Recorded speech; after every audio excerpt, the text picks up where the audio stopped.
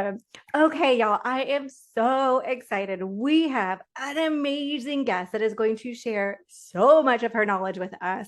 So grab some paper, grab a pen, whatever you want to do to take notes.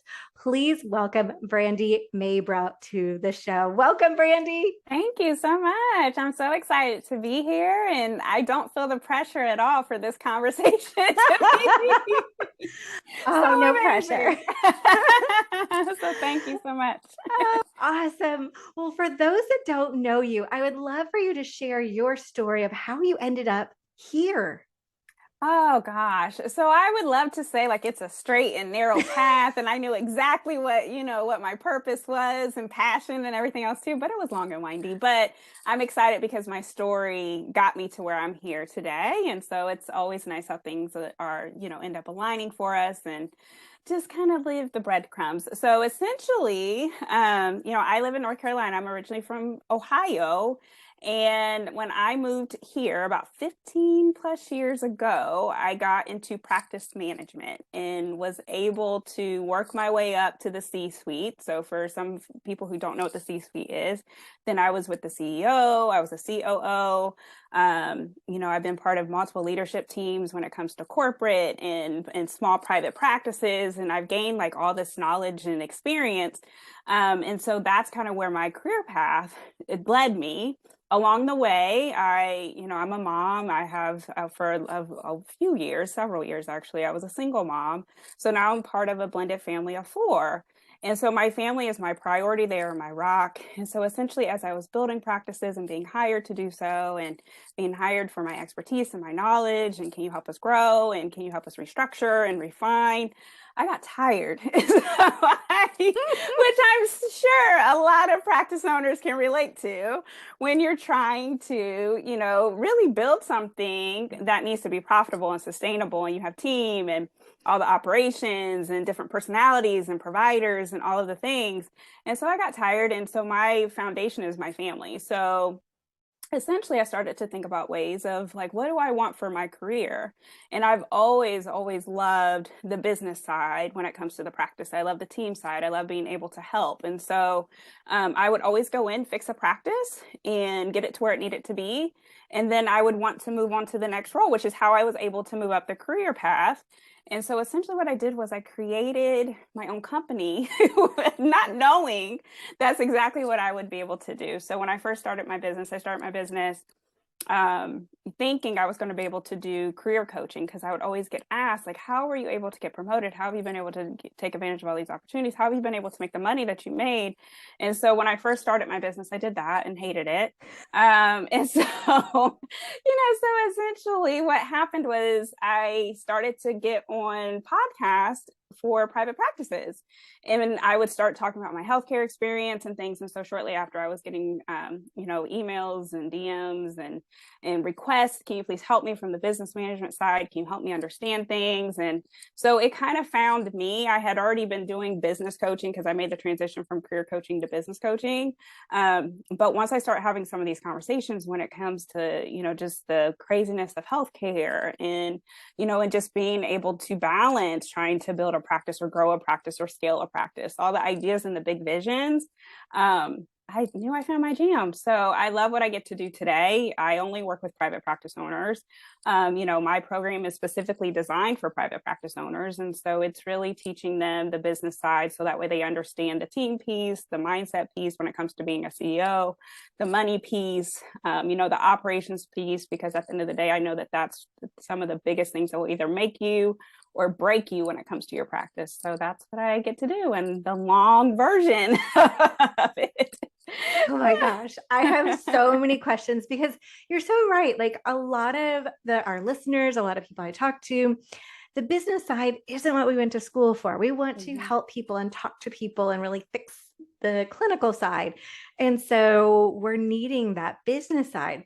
So if we were to say, okay, Brandy, come and do your magical stuff on the practice, what would that even look like? Oh, it always starts with you first, like the business owner, right? Because I have to dig into what's the vision? Why did you start the practice? There's always a story, for why you're doing what you're doing. And yes, you have this unique training and clinical skill set and everything else too, but to try to build something out of nothing, that takes courage. And so I always start there first and always dig into the minds of my clients and really try to understand what was the vision, what's the mission, what's the mindset piece, why are you doing what you're doing. And sometimes what I find is that the clients, they get to a place and they did not anticipate, like, I didn't think I was going to grow this fast, or maybe I just said yes to this situation. A provider called me and said that they needed a job, so I just gave them a job. And my cousin said that she would be my office manager, so I just hired her. And like some of these things that I hear, and then they end up with this living, breathing practice in business. And so it's like, okay, well, let's get back to the basics. Why did you originally start your practice? Like, what is that mission? What is that vision? And we always start with the clarity first, and then we move on to the business side, but it always starts with the owner. I love that, because that's what makes each practice so different, is that magical little owner. And it was so funny when you said, oh yeah, hired your cousin because they needed a job. Like, I'm just like, yep. Yep. Yeah, that happened. So do you have to go in and be the bad guy and be like, oh, so we got to get rid of your cousin, and we got to how does that work? I always have honest conversations. I can't ever say I tell you exactly what to do, but I make recommendations. And so sometimes it comes down to skill set, strengths, and culture fit. So if your cousin or your brother or your sister or your wife or your spouse or whoever, friend, best friend, has the strengths and the skills and they're a good culture fit for the practice, then now it becomes more of, okay, well, let's make sure that you're set up for success, so that way you're not ruining the relationship. And so that might look like, job description. Do you have a job description? Is there a contract in place if it needs to be in place? Do you have an employee agreement if that needs to be in place? So you treat that person no differently than if you were to hire somebody straight from Indeed, or if you never met them, you don't know them. And so when you keep it very neutral and you actually just have like a hiring process, then that's where things become very streamlined. That's where boundaries are honored. That's where we can actually have a good conversation. Does your cousin make sense? And a lot of times, sometimes I have found where the answer is yes. Sometimes I have found like, well, no, there's like, she made me mad yesterday. And it's because, and a lot of times it comes down because they don't have the skill set. So if that's the case, then we're talking about, how to have that conversation and where it honors you and your cousin essentially too. So, that's got to be hard, man. Yeah. So you go in, you meet the owner, we start to kind of like do an audit of like, okay, what's working, what's not working. Mm-hmm. And you go in and we have like a plan. Do we get to keep you forever and ever and ever in our practice so that you make sure it works? Or like, what? Like, oh, Brandy, you can't ever leave. Like, you made it work. No, I don't want you to keep me forever and ever and ever.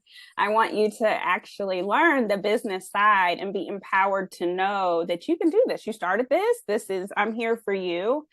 So part of the coaching and training that I get to do is I'm teaching you, how to make some of these decisions, or sometimes I'm teaching you how I think, because I've worked in multiple practices and have seen a lot and have hired hundreds of people and have had some really tough conversations and so there's a lot of tools and things that I make sure that our clients have just to make sure that they're set up for success. And then there's conversations that we have too. But ultimately, my goal is to empower the owner to be able to navigate their practice on their own, but feel confident doing it and knowing like, okay, I can do this. And realizing too, it's not all, sunshine and roses. Sometimes you're going to want to cry, and that's okay. And sometimes you will be so like, yes, and that's great too. So it's a journey, and just to enjoy the journey, all the ups and downs. But I think the biggest thing is you don't know what you don't know. I know we talked about that, but prior to recording this. And so it's true, but I'm here to teach you what you don't know in order to make sure that you're able to make the decisions that you need to make and move away the way that you need to move. So they don't get to keep me forever, and I don't want them to. Darn. And also good. But I think like you said it so well is, everybody goes into having a practice and we don't know what we don't know. And so to be able to have somebody to bounce those ideas off of like, oh, is it a good idea to hire my cousin? Be like, well, let's hire for the position and not just because somebody raised their hand. Wow. So over the years you've been doing this, is there any one area of the business that you see like time and time again that, man, if everybody could just like learn hiring, or if everybody could learn billing, everybody would be so much better? Is there an area that just keeps coming up over and over? I would say operations and the money piece, but I would say more or less operations because it's not the sexiest topic. You know, how you use your EHR system or having a policy and procedure or, you know, writing things out, making sure your team is on board when it comes to processes and systems and people are doing things in a standardized way. It just doesn't sound sexy. So a lot of times the practices that I've been hired are operationally inefficient. And so what happens is the owner feels the inefficiency, and then that affects the money ultimately too, and then the team. So everybody is in a state of chaos. And so full circle, if you have a practice that is operationally efficient, that's going to help save you more money. You'll be more profitable. You'll have a team that's happier. You'll have clients and patients that are happier, and things will make sense. But it all starts with that operational piece. And I think that gets overlooked. So compared to the money piece, you definitely want to make sure that you understand your finances, and that you're actually taking the time to look at them. But there's other things that are going to influence that money that you just don't think about. Most times people think about, well, how many clients do I have? Or, you know, how much money's coming in, marketing, you know, those are more sexier things to do. But honestly, that operational piece and how you hire or how you decide that you're going to, you know, change a system or a process, is either going to make the practice or break the practice. So that, I mean, I'm just sitting here like, yes, operations is not sexy one bit, like at all.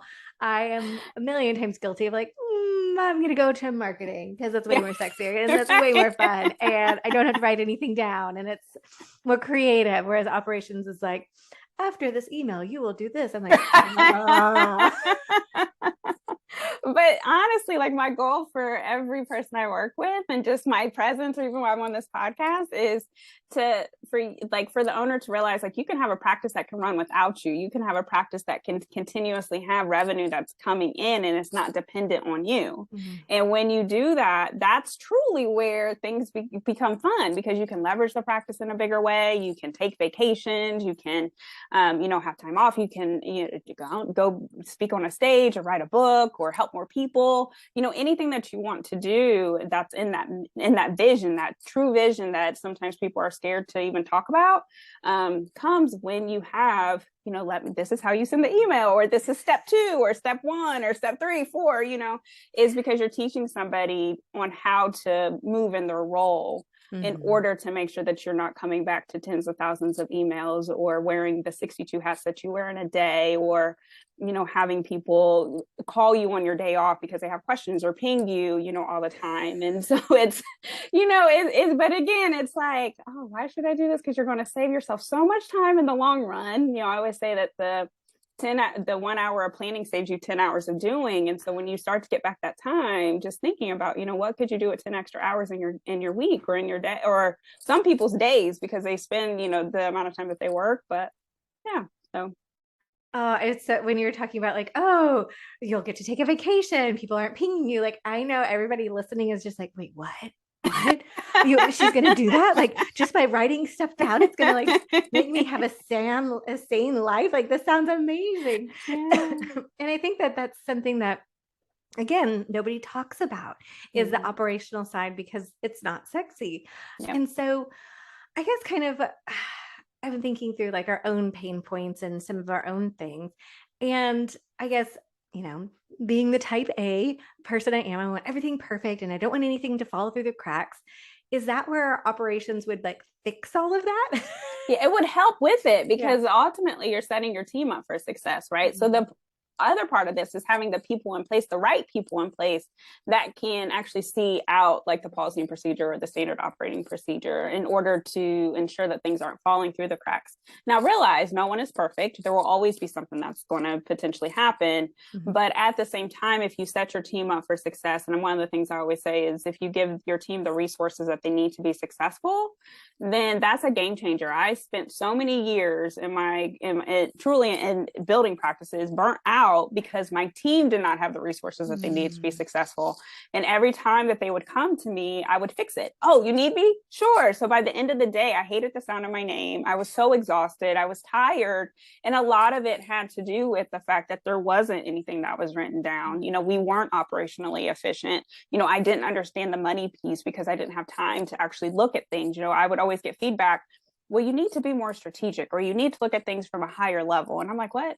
Do you not know the amount of people coming to my door, the amount of emails I get, or I was in the weeds. I mean, literally in the weeds, and just created another job compared to when you're in that role. And when you have a business, you have to pull yourself up out of the weeds in order to see how are things happening overall to make sure that things make sense. And so that takes, again, that takes time, but if you set up your team up for success, you write things down, you operations, all those things, I'm telling you, it's a magic pill for you to get exactly why you started your business to begin with, so yeah.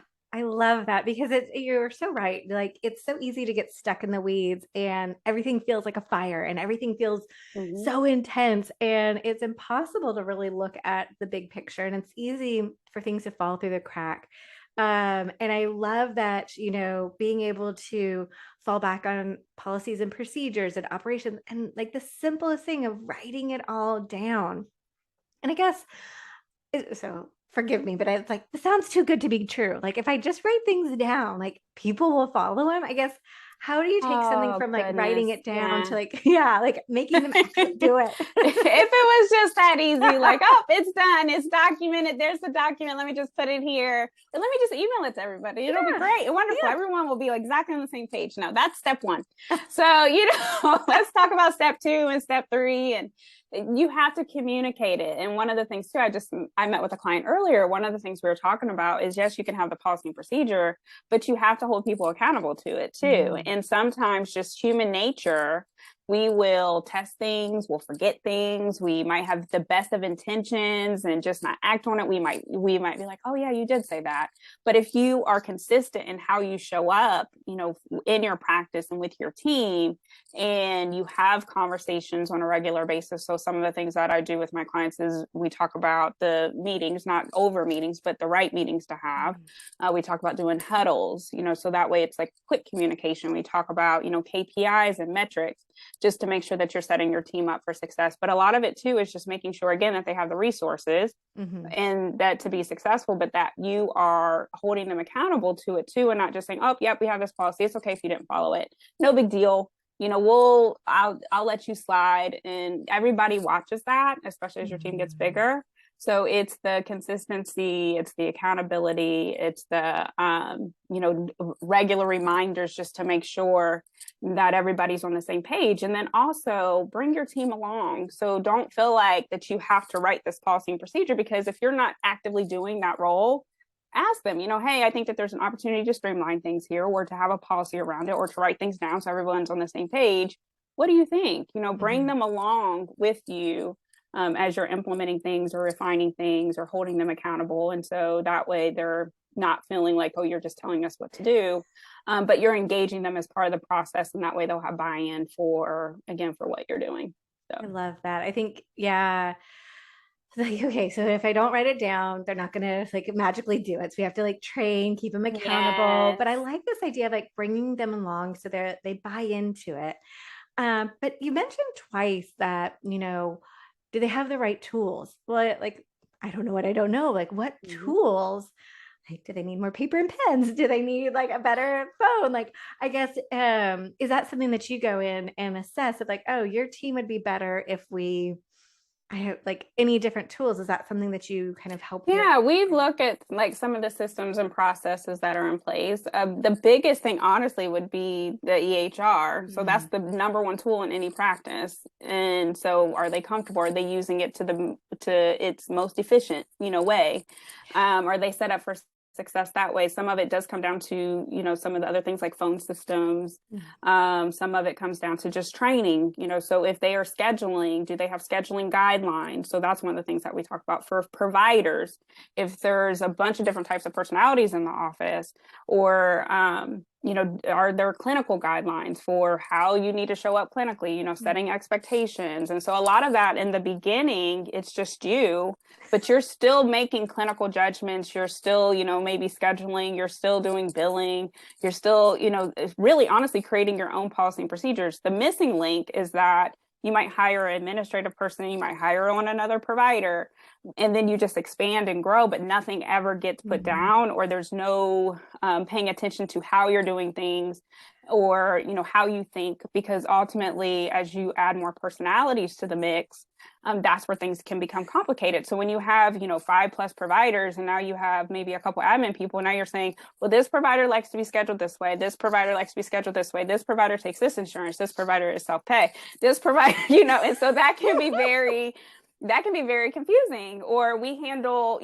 this provider handles this patient this way, and this provider might handle the same type of situation or the same type of diagnosis this way.